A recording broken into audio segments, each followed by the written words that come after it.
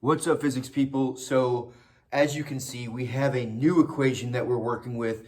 This is what we're going to be using in our group project, on our quick check, and everything that involves gravity. We have to understand that gravity is universal. And that's why we call this formula the universal gravitation formula, right? It was brought to us by none other than Isaac Newton, who died a virgin but created calculus. So, who's the real winner? So let's just break this equation down. It is a monster. It is big, right? So don't freak out. You can do this, but you have to understand every single part and its relationship to the whole to really get the full picture. So let's start off. We're going to call this a gravitational force, right? So F sub G, right? The force due to gravity, right? So that force being something that pushes or pulls, gravity is a pulling force, right? It pulls things together, right? Through this magic that we don't actually understand. You know, we don't really fully understand how it works, but it works.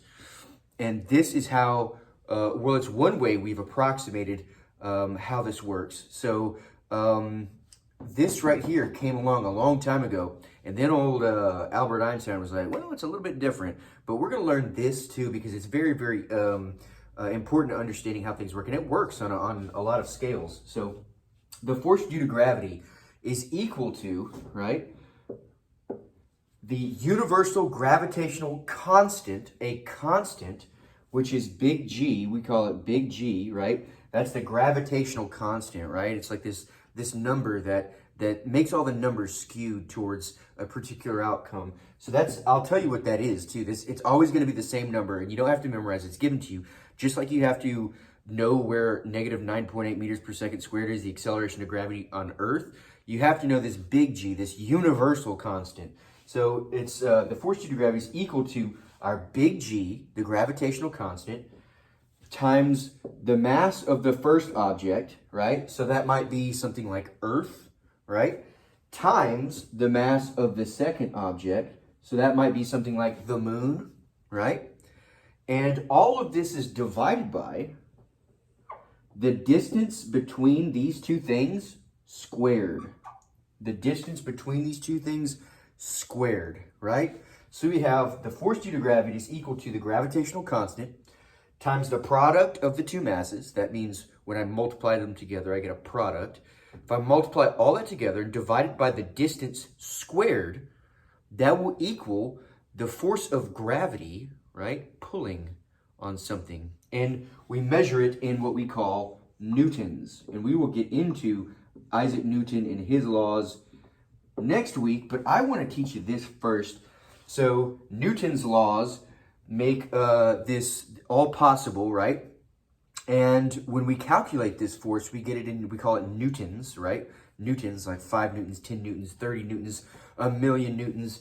And this is how I calculate it. The force of gravity is equal to big G, the gravitational constant, times the product of the two masses divided by the distance squared. Now, what is that big G? I didn't want to scare you off right now, so I saved it to the end. So big G is a constant. It's always going to be the same, and I'm always going to give it to you, right? So you have to plug it in when necessary. So big G, the gravitational constant, right, is equal to, now don't freak out, it's equal to 6.67 times 10 to the negative 11th power, right? What is that? What kind of number is that?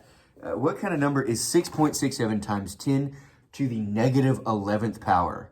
Like, what on earth? Well, long story short, this number is just very, very, very, very small. And that's why we write it like this. I'm trying to turn the lights back on. I guess they're not coming. This number is very, very, very, very small. And that's why we write it in what we call scientific notation. You might have seen it before. I hope you have. If not, I got a whole explainer on it down below. But this is your new equation, and all you're going to have to do, right, is solve it just like you would solve any other equation by hand or with Mathway. You need to know what to plug in where. The universal gravitational constant is always, big G, is always going to be the same. The mass of the two objects will be given to you, or at least one of them will, and the distance might be given to you, or you'll have to find it, right? And that's where you put these things. It's just mass, distance, and the gravitational constant, and those will spit out the force of attraction between everything in the universe, right? Everything is attracting every other thing. It just depends on how far apart they are, D, and their masses, M. So with this knowledge, armed with this, keep going below and start learning about Isaac Newton's universal gravitation equation and what this means for us. Peace.